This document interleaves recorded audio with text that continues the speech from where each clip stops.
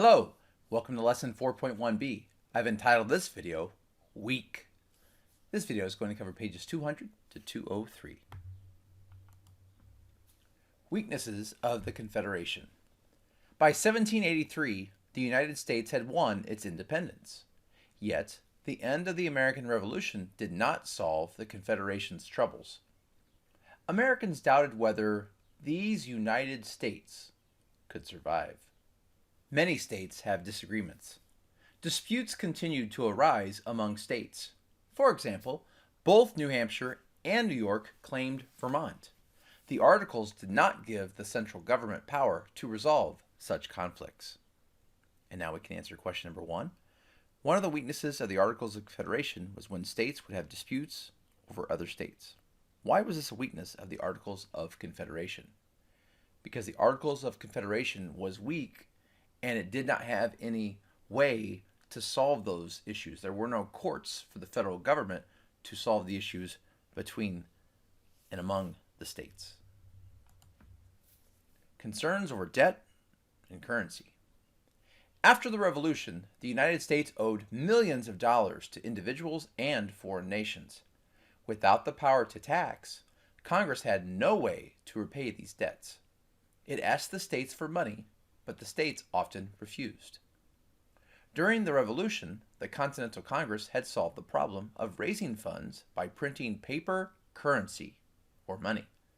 However, the Continental dollar had little value because it was not backed by gold or silver. Before long, Americans began to describe any useless thing as, quote, not worth a continental. As continental dollars became nearly worthless, states printed their own currency. This caused confusion. Most states refused to accept the money of other states. As a result, trade became very difficult. Question number 2. Why was the United States in a lot of debt in 1783? Because of the American Revolutionary War. They owed a lot of money to both foreign nations and individuals. Question 3. Why was Congress having a difficult time repaying all the money it owed? Well, Congress at that time did not have the power of taxation because of the Articles of Confederation didn't give them that power. And it didn't give them that power because we were so frustrated with the taxation that King George III had laid on us that we purposely made the federal government weak and not have the power to tax. Question 4. What does the word currency mean?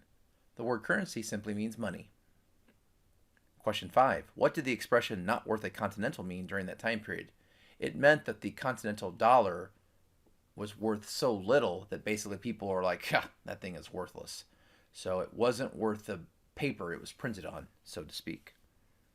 Question 6. As the continental became worthless, how did states try to solve the problem? Well, they printed their own money. They printed their own currency. Question 7. What new problems were created when states printed their own money?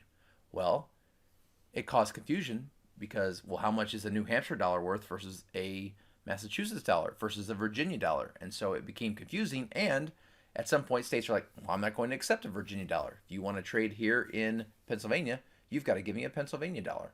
So it became very hard to trade.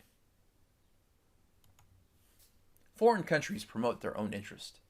Foreign countries took advantage of the Confederation's weakness. Ignoring the Treaty of Paris, Britain refused to withdraw its troops from American territory on the Great Lakes.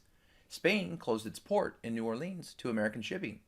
This was a serious blow to Western farmers who depended on the port to ship their products to the east. Question number 8.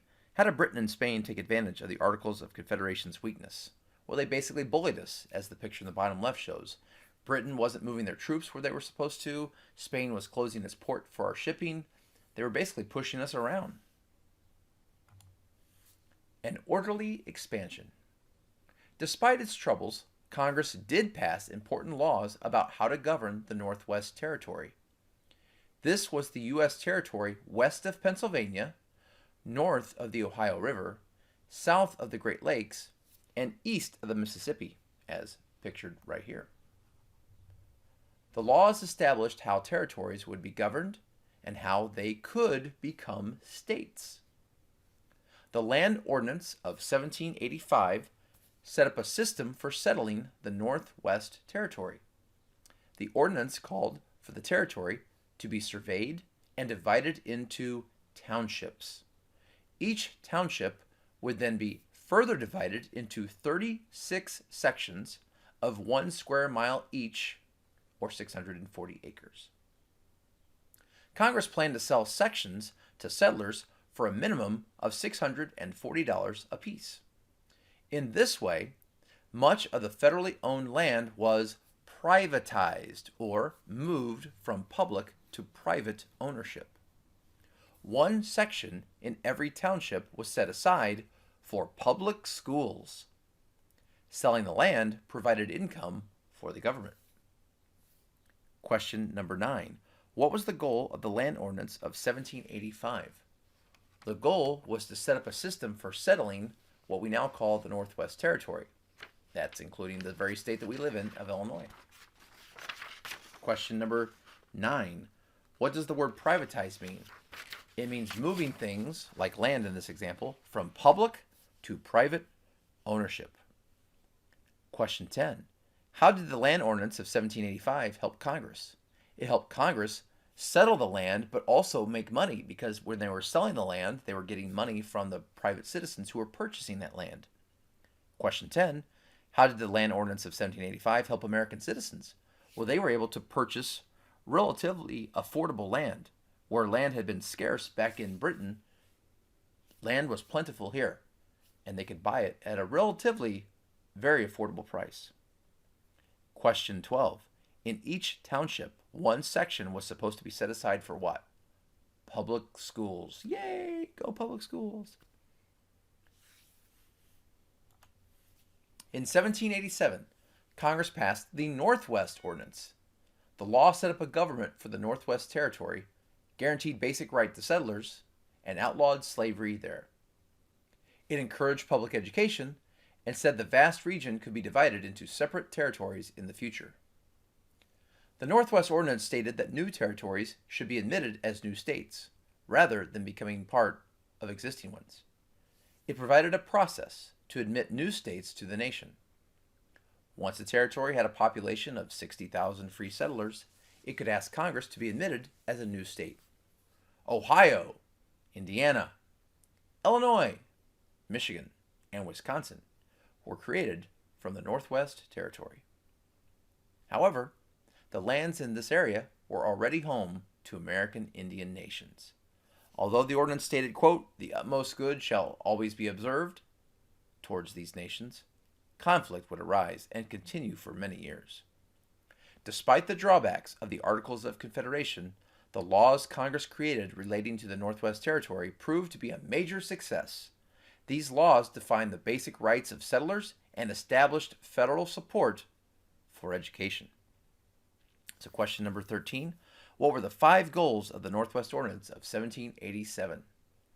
The 5 goals were to set up a government for the Northwest Territory, guarantee basic rights to settlers, outlawing slavery in those lands, encouraging public education, and dividing the territories into separate ones in the future.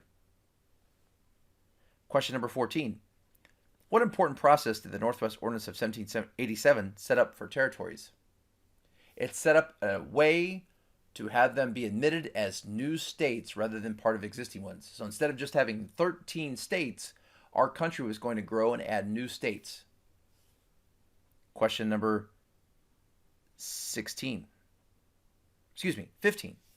What were 5 states created by the Northwest Ordinance of 1787? Ohio, Indiana, Illinois, Michigan, and Wisconsin. Question 16. What group of people were ignored when Congress passed this Northwest Ordinance of 1787? Well, the American Indians, clearly. I mean, they were already living there, and here we are. Okay, you're going to have this, and you're going to have this, and you're going to have this, and we're going to split this up into... Yeah, well, that's fine, except there were already people living there. Question 17. Even though the AOC, Articles of Confederation, is considered to be a failure, why is the Northwest Ordinance of 1787 considered to be its greatest success? Because it established the laws which gave rights to settlers, and it supported education, and it showed that we were going to expand in a very organized way and add new states to our country. We weren't just going to stick with the 13 original states. How did economic problems lead to change? The Northwest Ordinance was the finest achievement of the national government under the Articles. Still, the government was unable to solve its economic problems. After the Revolution, the nation suffered an economic depression. A depression is a period when business activity slows, prices and wages fall, and unemployment rises. So question number 18. What does the phrase economic depression mean? It's a period when business activity slows, prices and wages fall, and unemployment rises. And unemployment, as you know, that's the number of people not working. If you are employed, you have a job. If you are unemployed, you do not have a job. So unemployment is the number of people that do not have a job.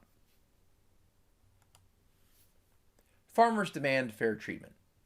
The Depression hit farmers hard. The war had created a high demand for farm products. Farmers borrowed money for land, seed, animals, and tools. However, when the Revolution ended, demand for farm goods went down. As prices fell, many farmers could not repay their loans. In Massachusetts, matters worsened when the state raised taxes. Ooh. The courts seized the farms of those who could not pay their taxes or loans. Angry farmers felt they were being treated unfairly. Daniel Shays, a Massachusetts farmer who had fought at both Bunker Hill and Saratoga, organized an uprising in 1786. More than 1,000 farmers took part in Shays Rebellion. They attacked courthouses and prevented the state from seizing farms when farmers could not pay their debts.